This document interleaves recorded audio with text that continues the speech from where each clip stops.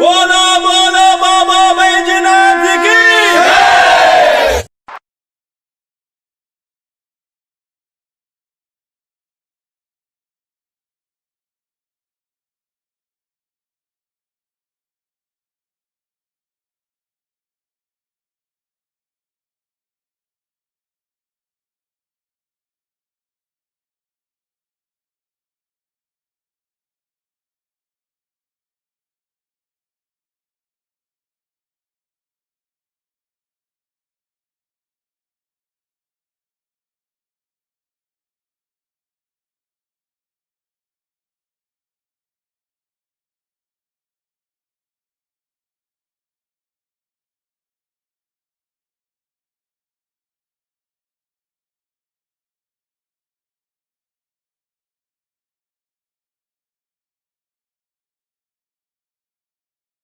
हम कामर लेके अइली गइली पहाड़ पर भुलाई हम गइली लेके चिलम चल कवन बाजार के हो गइली सियान बाबा पिया तनी झार के दुई चिलम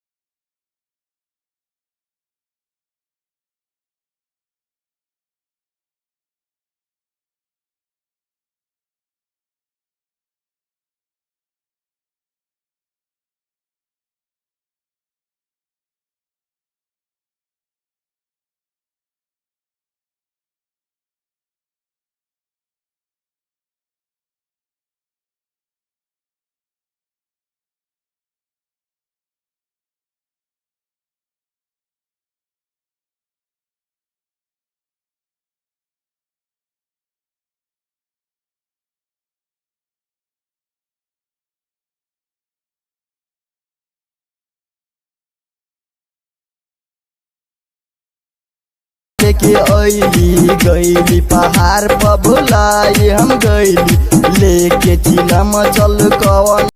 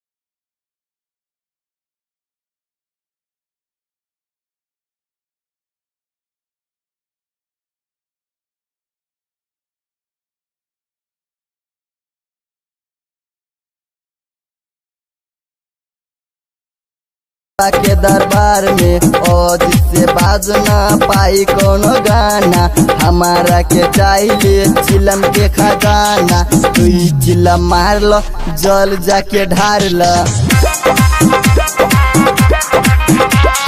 बाबा जी के भक्ति में जिंदगी सवार लो।